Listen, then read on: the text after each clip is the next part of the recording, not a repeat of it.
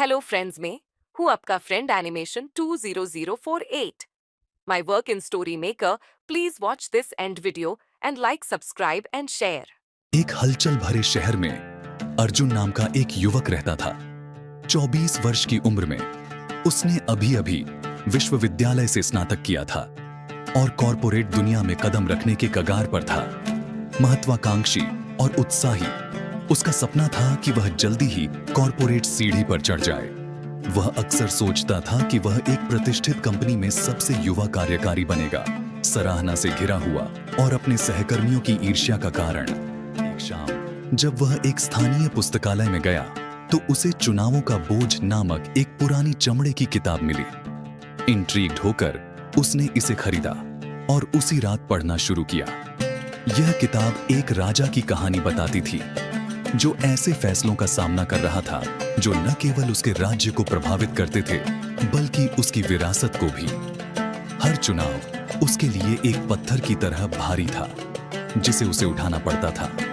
जितना भारी पत्थर उतना ही गहरा निर्णय। जैसे जैसे अर्जुन पन्ने पलटता गया उसने राजा की परेशानियों से अद्भुत रूप से जुड़ाव महसूस किया। राजा ने अंततः महत्वाकांक्षा पर ज्ञान का रास्ता चुना जिससे एक समृद्ध शासन और दयालुता तथा ईमानदारी की विरासत बनी। प्रेरित होकर अर्जुन ने किताब बंद की और अपने जीवन के चुनावों पर विचार किया। कुछ दिनों बाद अर्जुन को एक प्रसिद्ध कंपनी से नौकरी का प्रस्ताव मिला। यह एक सपना था, लेकिन उसे जल्दी ही एहसास हुआ कि कंपनी की प्रतिष्ठा अनैतिक प्रथाओं से दागी थी। सहकर्मियों ने आंकड़ों को बदलने और लाभ के लिए शॉर्टकट अपनाने के दबाव की कहानियां साझा की थी। सफलता का आकर्षण उसके निर्णय को धुंधला कर रहा था, लेकिन राजा की कहानी उसके मन में गूंजती रही। एक रात जब वह अपनी सबसे अच्छी दोस्त माया के साथ प्रस्ताव पर चर्चा कर रहा था, उसने अपनी चिंताओं को व्यक्त किया। अर्जुन, क्या तुम अपने मूल्यों के लिए एक पद का बलिदान देने को तैयार हो? बिना ईमानदारी की सफलता व्यर्थ है। उसके शब्द उसके लिए गूंज उठे। महत्वाकांक्षा और नैतिकता के बीच फंसा हुआ अर्जुन ने एक नैतिक दुविधा का सामना किया। उसने कंपनी के एक पूर्व कर्मचारी से जानकारी लेने का निर्णय लिया। कॉफी के दौरान पूर्व कर्मचारी ने उसकी चिंताओं की पुष्टि की, विषाक्त कार्य संस्कृति और निरंतर नैतिक समझौते का विवरण दिया। अर्जुन घर लौटा। अपने सामने मौजूद चुनावों का बोझ उसके कंधों पर था। उसने राजा को उसके पत्थर उठाते हुए देखा। हर एक चुनाव जो उसके भविष्य को आकार देता है। उसे एहसास हुआ कि नौकरी स्वीकार करना एक ऐसे चुनाव का चयन होगा जो वैनिटी द्वारा प्रेरित था, जिससे एक ऐसा भविष्य बनेगा जो पछतावे और असंतोष से भरा होगा। स्पष्ट था कि वह एक भारी पत्थर उठाने वाला था जो उसकी आत्मा को दागी कर देगा। इसके बजाय अर्जुन ने प्रस्ताव को ठुकराने का निश्चय किया।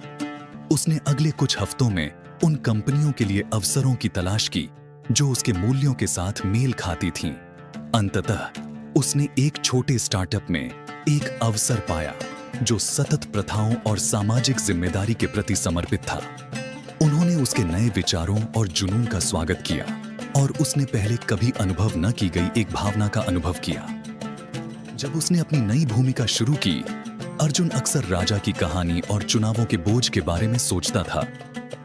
उसने महसूस किया कि सफलता का असली माप वह शीर्षक नहीं है जो कोई रखता है, बल्कि वह प्रभाव है जो कोई बनाता है।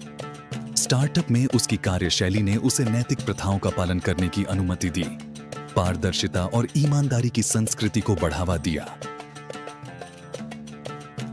महीने वर्षों में बदल गए और अर्जुन कंपनी में बढ़ता गया।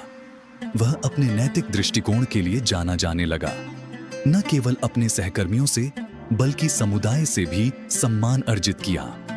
लोग उससे सलाह लेने आते और उसने युवा पेशेवरों को मेंटरिंग करना शुरू किया, राजा की कहानी से सीखे गए सबक साझा करते हुए। एक दिन जब वह नैतिक नेतृत्व पर एक सम्मेलन में बोल रहा था, अर्जुन ने अपनी यात्रा की कहानी सुनाई। उसने अपने मूल्यों के अनुरूप चुनाव करने के महत्व को साझा किया, यह कहते हुए कि हम जो पत्थर उठाने का चुनाव करते हैं वे हमें नीचे खींच सकते हैं या हमें ऊंचा उठा सकते हैं। जब उसने अपने भाषण का समापन किया, अर्जुन ने गहन संतोष का अनुभव किया। चुनावों का बोझ एक बोझ से शक्ति का स्रोत में बदल गया था।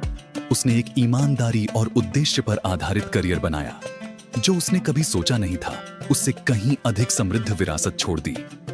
उस क्षण में उसे समझ आया, असली सफलता ऊंचाइयों में नहीं होती, बल्कि रास्ते में किए गए चुनावों की समझ में होती है।